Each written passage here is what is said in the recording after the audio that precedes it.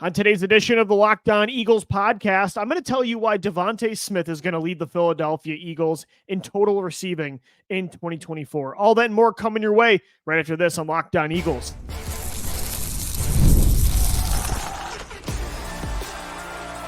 You are Locked On Eagles, your daily Philadelphia Eagles podcast, part of the Locked On Podcast Network, your team every day.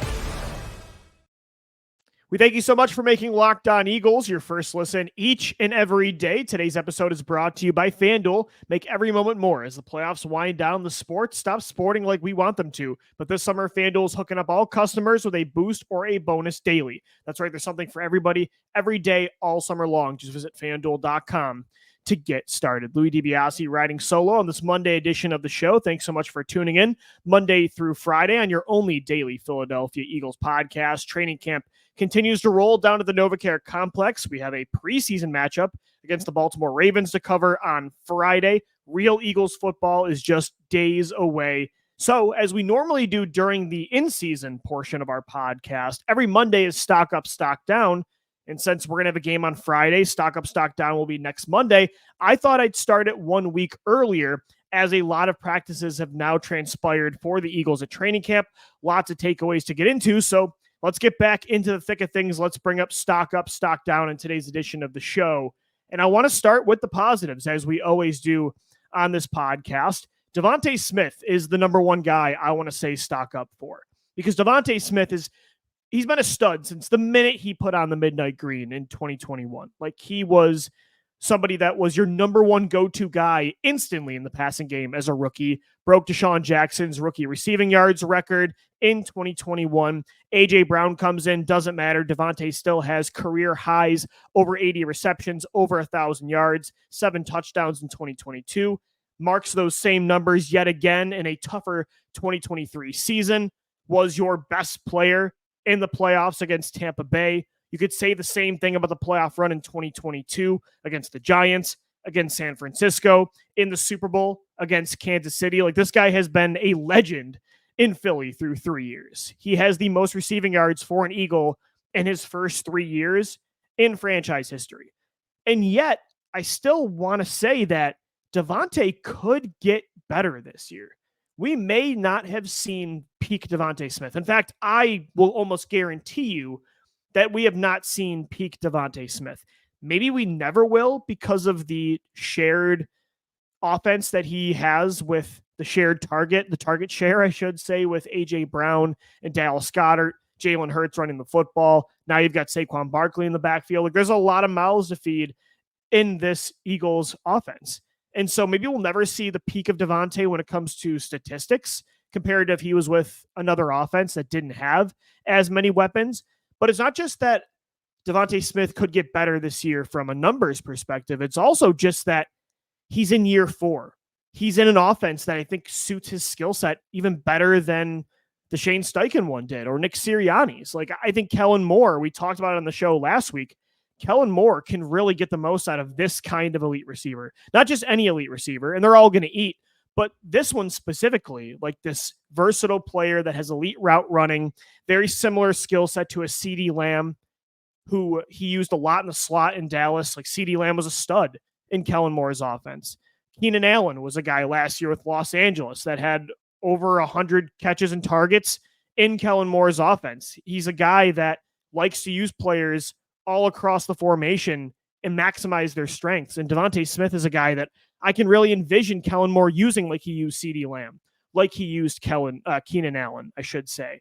And I think when you combine the new system, the fact that he's in year 4, he's a veteran, he's playing like the nuclear 2018 Alabama Heisman winner so far this year in training camp. Like, he's been maybe the best player on offense, it sounds like, according to most beat reporters. You combine all of that and stock up to DeVonta Smith, I think you could see the best version of DeVonta this year. I think he could be even better. I think he will be better than he was in 2021, 2022, and 2023. And I'm going to go out on a limb. Last year, I like to make the take that it was, I saw so many people say that A.J. Brown's the wide receiver 1 for the Eagles and DeVonta Smith's the wide receiver 2. And some people took that in a toxic way and tried to almost like pin them against each other.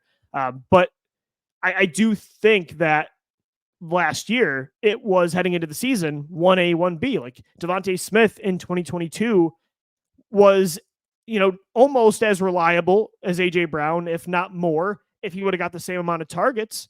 And so you look at this past year, DeVonta did nothing for me to say that I don't think it's still 1A, 1B. And I think statistically in this offense, I'm going to predict that DeVonta Smith does lead the Eagles in receiving. I think he's going to have the most receiving yards.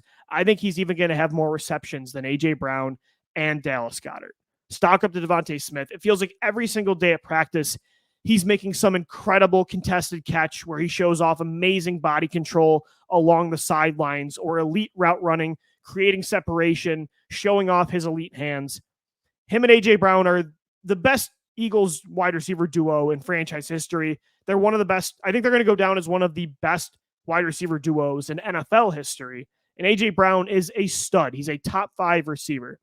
But I think this year is the year the NFL says, because DeVonta Smith still is seen, I don't want to say he's seen as a wide receiver too, but he's kind of seen as a wide receiver too still. Like you look at the NFL top 100, he was 100 this year. He was 90 last year. I think people still see him as like a high-end wide receiver too. Like he's still, you look at guys like him and T. Higgins and Brandon Ayuk, wide receiver 2s that are next to an elite top 5 wide receiver 1, even a Jalen Waddle. Sometimes because that other guy is still there, they kind of get lost in the shadows. But I think Jalen Waddle, Brandon Ayuk, DeVonta Smith, these are all legit elite wide receiver 1s that could be top 10 players if they were in another system. But they're really not seen or talked about in that regard. They're talked about as amazing players. But this is the year I think DeVonta Smith, the conversations sound very similar to what they've been around AJ Brown the last 2 years. I could see DeVonta Smith surpassing 1,300 yards. We'll see. Maybe they share the football more and nobody gets that high. Maybe AJ Brown doesn't even get closer to the 1,400 that he's had over the last 2 seasons. But I think if anybody's going to lead this team in receiving this year, my prediction right now, it's going to be DeVonta Smith. And the way he's looking in practice, he looks like the best player on the field at all times, and that's just so exciting. Stock up as well to the day 3 rookies. Not Anais Smith. I'm going to get into him later on, segment 2. With stock down, or I should say segment 3. But the other day 3 rookies have really shined so far in camp. Jeremiah Trotter Jr. sounds like every single day in practice, he's just making a play. He's making a big hit. He's blowing through the A gap or B gap. He's making a great read on the edge, in coverage, in zone. He just makes plays, and he's not going to be flashy. This is what I've said since they drafted him out of Clemson. Even before that, the reason I didn't want Jeremiah Trotter Jr. in round 2 or 3 is I didn't think he had an elite skill set where he would be an every down elite coverage linebacker that has top 10 upside at this position. But at the same time, what I did say is if they can get him at a lower value, I'm all in because the guy just makes plays. He's so reliable. He has such a high football IQ. I'm bullish on him being that. I've compared him a lot to TJ Edwards, where you want the Devin White, the Nakobe Dean, the higher draft pick, the faster player. The Eagles give all these other guys maybe more chances, more of the benefit of the doubt. They hope that they make them their plan A. And yet year after year, the less flashy, solid guy like a TJ Edwards continues to be your go-to player. And eventually he takes over the defense. I'm starting to get that kind of vibe from Jeremiah Trotter Jr. very early on. And so are the Eagles. They really trust him. Like he's getting first team reps now at linebacker. He may even jump to Nakobe Dean soon. Like that could be something that's in the cards very shortly. And we'll also get into Nakobe Dean later on the podcast. But Trotter has made plays, it feels like, every single day. Cannot wait to watch him in the preseason. Same with Johnny Wilson.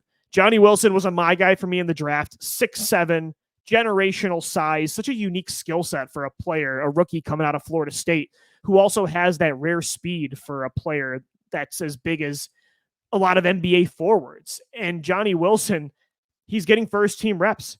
Like, I think this is a player that is not only going to make the roster, but you're going to see him play this year. I don't think, unless the Eagles trade for somebody, there is not going to be a bona fide wide receiver 3 that gets the majority of the snaps. I think it's going to be by committee. And Johnny Wilson offers a skill set that Paris Campbell can't offer, Anais Smith can't offer, Britton Covey cannot offer, John Ross cannot offer.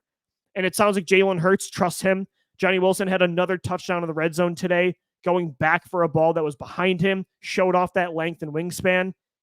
He can make up for some of the size that you're lacking without a true tight end 2 behind Dallas Goedert and 12 personnel.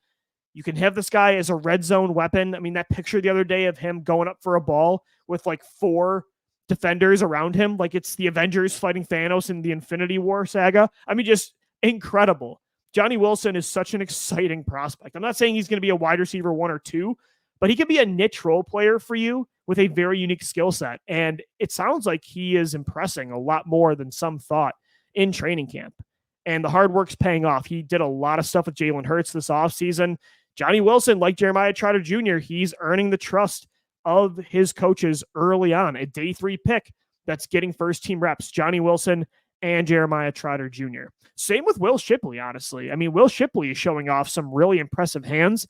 And I think Kellen Moore is going to eventually prefer him over Kenneth Gainwell in this offense, where he can be a very, very poor man's Austin Eckler, where he's just an undersized, solid, explosive running back that has a certain role with really good hands. Maybe he's a returner. He got some kickoff return snaps today in practice. Will Shipley, Jeremiah Trotter Jr., Johnny Wilson, even Trevor Keegan's getting first team reps at times when he's healthy. So the day 3 picks so far so good. We've got live game action on Friday, but things are looking up right now for the rooks from rounds 5 through 7. And then we're going to continue to get into stock up coming up next right here on the Locked On Eagles podcast, because there's a lot of positives going on down at the NovaCare complex. We'll get into that coming up next. Don't go anywhere. We'll be right back. Today's episode of the Locked On Eagles podcast were brought to you by BetterHelp Online Therapy. Look, when your schedule is packed with kids' activities, big work projects, and more, let your priorities slip. Like, I totally feel this. I lack a lot of times when it comes to mental health therapy in the fall when football season rolls around. Things get really busy. Even when we know what makes us happy, it's hard to make time for that, hard to make time for your mental health. But when you feel like you have no time for yourself, non-negotiables like therapy are very important to prioritize more than ever. If you're thinking of starting therapy, give BetterHelp a try. It's entirely online, designed to be convenient, flexible, and suited to your schedule. Just fill out a brief questionnaire to get matched with a licensed therapist and switch therapists anytime for no additional charge. Never skip therapy day with BetterHelp. Visit BetterHelp.com/lockedon today to get 10% off your first month. That's BetterHelp.com/lockedon to get 10% off your first month of online therapy. Thanks so much for making Locked On Eagles your first listen each and every day. Guys, for your second listen, make sure you enjoy the Locked On Fantasy Football podcast. Get daily insight to the best fantasy draft strategies so you can win your league this season. My draft's coming up in a few weeks. The guys over at Locked On Fantasy Football, they're saving me right now with my big board. They're part of the Locked On Podcast Network, your team every day. Stock Up, Stock Down continues on this Monday edition of Locked On Eagles. Stock up so far to Johnny Wilson, Jeremiah Trotter Jr., Will Shipley. A lot of the day 3 rookies could be creating a role for themselves from the start of their career. DeVonta Smith also stock up. I think he's going to be the Eagles' leading receiver this year. He looks like the 2018 Heisman winner from Alabama right now. Like, that's how nuclear this guy has been. And it's tough to say DeVonta Smith is going to be better than he's already been because he's been a stud. But I think there's another level that he can get to, maybe even a few more levels in his NFL career. Let's continue with the positives. Let's continue to get into stock up. And let's go to Milton Williams in the defensive tackle position. Vic Fangio talked about him specifically today, saying actually that he wanted the Miami Dolphins to trade for Milton Williams last year, but Howie Roseman would not do it. Milton Williams has had a really good month of practice. Sounds like he's really taking advantage of more snaps with the first team, showing off the versatility, showing off the ability to be both an effective run stopper and a pass rusher. The beginning of the season, the first month, like, Jordan Davis was a top 3 run stopper according to Pro Football Focus, but Milton Williams was also top 5 for a certain stretch. Like, this is a guy that has flashed, but now the Eagles are asking him to turn those flashes into a full-time role. And Vic Fangio, it sounds like he's confident. Sounds like the Eagles are confident in Milton. They really didn't bring in much of anybody. They actually didn't bring in anybody at all when it comes to like veteran competition for Milton, for Jordan Davis, Jalen Carter. It's those 3, then it's the kids. It's Marlon Tuipulotu, it's Moro Ojomo. I mean, they're really banking on Milton. And this is like a sneaky, important player that the Eagles need to pan out. Like we talk all the time about who's going to be wide receiver 3, like who's going to be your starting right guard, who wins the cornerback battle, middle linebacker, even the edge, like who becomes your go-to guy to replace Hassan Reddick. We even talk about Jordan Davis, like can he reach that ceiling and replace Fletcher Cox? But depending on how you feel about Jordan Davis, Milton Williams might be the guy that you need most to pan out that's not named Jalen Carter. Like they really do need him. If Jordan Davis remains an elite first, second down run stopper, but he really still is not an efficient enough pass rusher to be a third down player, he doesn't become that Dexter Lawrence, Vita Vea type of guy, and he's limited, right? And he's a 2-down player. Milton Williams is so important because outside of him and Jalen Carter, what else do you have as like an effective do-it-all defensive tackle? Marlon Tuipulotu is more so kind of like Jordan Davis. He's a run-stop zero that I think definitely took a step last year when it comes to pass rush ability before he got injured, but he can't be your number 2 next to Jalen Carter. And then Moro Ojomo is a guy I really liked coming out of Texas last year, flashed in the summer, definitely has some pass rush prowess, but again, you can't be asking those two to be full-time players next to Jalen Carter or guys to really step up and get to the quarterback. It's got to be Milton Williams. And if it's not Milton Williams, this might be an underrated position that the Eagles look for somebody to trade for, or they scour the waiver wire. Milton Williams, though, luckily so far, he's looked good.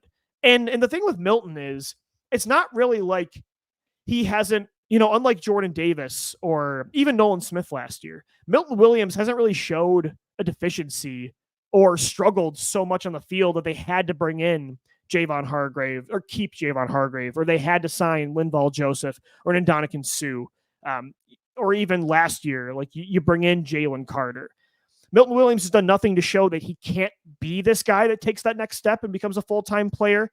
Every year, it feels like he flashes at the most important times. Like December and January is when Milton's playing his best ball. As I mentioned, the beginning of the season last year, he was an elite run stopper, a top 5 graded player, top 10, according to Pro Football Focus at his position. So even though I'm saying he needs to become that full-time player and take that step, it's not like we shouldn't have confidence in him or not give him the benefit of the doubt based on past tape. Like Milton, every time he's on the field, is good. The Eagles just have really liked to be deep at defensive tackle. They've been in a win now window, right? So they've wanted veterans like Hargrave in there, Suh, Linval Joseph, first-round picks like a Jordan Davis, like a Jalen Carter, your longtime veteran in Fletcher Cox. So I don't really think that his lack of full-time responsibilities has been an indictment on him. But the fact of the matter is, though, we still have not seen it, so it's still definitely a question mark. But it's an important question mark to answer. Like the Eagles really need Milton, especially if Jordan Davis takes that jump, then it won't be as important. Then he can remain that really, really high-end third player in this rotation. But if Davis is the guy he was the last 2 years, Milton Williams' role is going to be really big this year. Like he kind of has to be your Fletcher Cox next to Jalen Carter. And I'm not saying a prime version of Fletcher Cox, but like what Fletcher's role was last year and in 2022. So stock up to Milton Williams. He's getting a boost of confidence from Vic Fangio. Again, Vic wanted to trade for him, but Howie Roseman would not bite. And that also shows that Howie believes in Williams. Stock up as well. This one sounds obvious, but Jalen Hurts. I mean, this stat is incredible. Jalen Hurts has thrown 132, and this was before today's practice, so this number actually may have gone up. Jalen Hurts threw before today's practice 132 straight passes without an interception. Like, that's so impressive. Limiting the turnovers was the biggest thing he needed to improve upon from last year. And it sounds like that's happening. And it's even more impressive because he's in a brand new offense. And it's very different to the offenses that he's used to, right? This is a much more pro-style offense where you're going through a lot of progressions. You're making checks at the line of scrimmage. You're identifying things where it's not just your center calling out protections like it was with Jason Kelce. Jalen Hurts has that majority responsibility with Cam Jurgens. Whereas the past few years, it's actually been Jason who's doing it more than Jalen. There's a lot more play action, under center looks. It's very different than what Jalen's used to. So you would think the mistakes early on, like, they'd be acceptable. They're probably going to be there. They haven't been, which is so, like, Jalen being flawless in this new offense, especially considering how many play callers he's had over his career. It's so impressive. It really is. And many people may have doubted if Jalen Hurts could really fit into this kind of offense. It felt like some of the knock on the vanilla scheme over the last few years was also, though, yeah, but doesn't this reflect upon Jalen Hurts' skill set or what they believe he can do? Like, they want him to just have two options to look at and not really have a more complex offense. They don't want him making calls at the line or changing plays, calling out protections. That was something I thought I read. I definitely saw that narrative out there last year, but so far he is destroying that narrative early on. And it looks like he's really improving upon the mistake football that he played a lot of the times last year. So Jalen Hurts, stock up. Also watched that mic'd up, and he just looks so in command of this offense. Like, he seems more vocal. And again, we haven't had a lot of mic'd up moments for Jalen. So, this is just going off of hearsay, but he seems more vocal. He seems more positively outgoing. Not that he was like negative, but we know his stoicism. That's part of his personality, especially on game day. But seeing that mic'd up was awesome. It really shows the grip that he has on this team right now in a positive way. Like, he is stepping up as a leader, and it sounds like vocally too, which is really important. All right, so a lot of positives for the Eagles so far through training camp, but who has struggled? Whose stock is currently down heading into the first week of preseason? We're going to get into that coming up next right here on the Locked On Eagles podcast. Today's episode of the Locked On Eagles podcast were brought to you today by FanDuel, the official sports betting partner of the Locked On Podcast Network. Look, I love sports. I love them so much that I never want them to stop. That's why I'm so pumped for football to be back. But as the playoffs wind down, we get fewer games, and the sports, they're not sporting like we want them to. But FanDuel lets me keep the sports going whenever I want. All I got to do is open up the app and dream up bets anytime I'm in the mood. And this summer, FanDuel is hooking up all customers with a boost or a bonus daily. That's right. There's something for everyone, every day, all summer long. So head over to FanDuel.com. Start making the most of your summer. Bet on Jalen Hurts to win MVP. Bet on Quinyon Mitchell to win Rookie of the Year. Or Saquon Barkley to win Offensive Player of the Year. Bet on the Philadelphia Phillies. All that and more. FanDuel, the official sports betting partner of Major League Baseball and the Locked On Podcast Network. All right, guys, we're wrapping up this Monday edition of Locked On Eagles. Stock up, stock down for training camp as the preseason is right around the corner. Friday night, the Eagles are in Baltimore, Maryland to take on the Ravens. Can't imagine starters play, maybe a drive. They didn't play last year. I don't think Nick Sirianni is going to waver in that strategy. If they do play, it's going to only be for a series, maybe just to see how the new offense looks live, get a lot of these young kids on defense out there. Either way, I'm more excited to see the depth battles anyway. The battle for the right guard spot, for tight end 2, wide receiver 3, backup running back, backup quarterback even. Tanner McKee, by the way, talk about stock up. Tanner McKee sounds like he's playing really well in practice. He's been getting reps with the second team. Kenny Pickett probably still the backup, but Tanner McKee, he's getting a look. The battle for cornerback. You look at the depth battle at linebacker and who's going to start next to Devin White. Like, there's so many fun storylines to watch. But the preseason is also important for a lot of players because some of these guys have not had great camps so far, and they've got ground to make up. And so stock down, we're going to start with Nakobe Dean. Nakobe Dean is a player the Eagles have put a lot of faith in. They let TJ Edwards and Kazir White walk after the Super Bowl season of 2022. TJ Edwards and Kazir White, that was your most consistent linebacker pair in 5-6 years. Since Nigel Bradham and Jordan Hicks or Michael Kendricks, like since the Super Bowl season. That's how consistent they were. But the Eagles believe that they got a gem. They stole Nakobe Dean in the 3rd round. He was a first-round pick that fell because of injuries. And then they kind of banked on him again this past year, not really making any significant move. They brought in Devin White on a low-end first, 1-year contract. But that's really it. Like, they were still banking on him. And Howie Roseman has talked up him a lot. Like, he's talked up his belief in Nakobe Dean a lot. And he's made some good plays. And the blitz sounds like he blew up Will Shipley today, threw him into the quarterback for a sack. He's been good against the run. But coverage has been a massive problem on top of the injuries. And that's not somebody that, if you're a liability like that in coverage in 2024, it doesn't matter how good you are blitzing. And he was good at that at Georgia, so I think he'll fit better in Vic Fangio's system. It doesn't matter how good you are against the run or as a communicator. If you can't cover, if you're a liability in coverage, and he wasn't great in that area last year either, doesn't sound like he is this year, you can't be a 3-down green dot player. Like, you just can't. Can he be a rotational player next to Devin White, rotating through with Zach Bond and Jeremiah Trotter Jr.? Sure. But right now, is he even the favorite to be that second guy next to Devin White? Devin White's your green dot, it sounds like right now. But Zach Bond has been the majority starter next to Devin White. And as I mentioned earlier, Jeremiah Trotter Jr. looks good. He's gotten some first-team reps too. Like it's crazy where we're at with Nakobe, where we're talking about potentially Trotter Jr. eventually jumping him. But that is where we're at. And Vic Fangio said it himself. He was asked about Nakobe Dean today during his press conference. He said that Dean had a couple good days of practice, but then he called him out. He said he took a step back Thursday at the open practice. And that's what it sounded like too. Like he's not just making that up. Beat reporters said the exact same thing. Nakobe's, his career is not on the line, but his opportunity to be a every down player or a starter on this defense, like it's dwindling. It doesn't look great. He's going to have a big preseason. He's got to make splash plays. Like he can't just get by. He's really got to make splash plays, or else the tie is going to go to, I think, the more reliable veterans, at least for Vic Fangio. I don't think Howie Roseman would say that. I wouldn't probably lean that way either. I would start Nakobe and give him a chance next to Devin White. I think Nakobe's more of an in-game player than a practice player, but you got to make splash plays to give this new defensive coordinator a reason to trust you over a veteran like Zach Bond or over somebody like Jeremiah Trotter Jr., who just doesn't really make mistakes. So stock down to Nakobe Dean. Stock down as well to Ainias Smith. I mentioned earlier how good the day 3 rookies have looked, like Johnny Wilson, Will Shipley, Jeremiah Trotter Jr.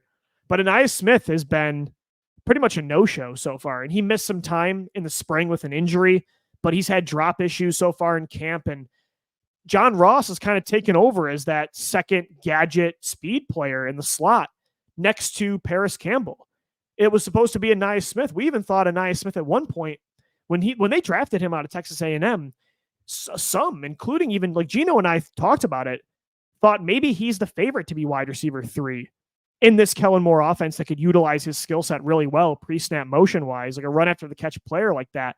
Ainias Smith could be a weapon in this offense in the return game as well. But Johnny Wilson's been playing ahead of him. So has Paris Campbell. So has John Ross. So heck is even Britton Covey. Like Ainias Smith, he's got to make up some ground. I'm not saying he's going to get cut. He's a 5th-round pick that the Eagles liked. They normally don't give up on a draft pick that early. Even like a John Hightower, like they gave a shot when they drafted him, right? And they played him, funny enough, in 2020. I don't think he's going to get cut, but Ainias Smith has not done himself any favors so far in camp. He's going to have to be out there in the preseason, and he's going to have to make plays for sure. So stock down to Ainias Smith, Nakobe Dean, and then I'd say Cooper DeJean, not because he did anything wrong, but he's injured right now, and it looks like he was, I think, gun to my head, I think Cooper DeJean was the favorite to win the slot job early on in the offseason activities, with Avonte Maddox cross-training, with Quinyon at safety, with Quinyon Mitchell battling it with Keely Ringo and Isaiah Rodgers for the outside job. But then Cooper DeJean got hurt. Vic Fangio said, let's see who else can play in the slot, threw Quinyon Mitchell in there. And oh no, Quinyon Mitchell is playing really well inside. And Keely Ringo and Isaiah Rodgers are playing really well on the outside. When Cooper DeJean comes back, is he, first off, is going to be limited? And if he is, or if he's not, is that job still going to be available? Or do they really like the idea? And again, you guys know me, I want Quinyon Mitchell on the outside. The fact that he's not getting as fair a shot as Ringo and Ricks, or I should say Ringo and Rodgers, bothers me. But they might say, we really like this pairing, this trio of Slay and Rodgers or Ringo on the outside and Quinyon on the inside. And then suddenly, what's Cooper DeJean's role early on in his career?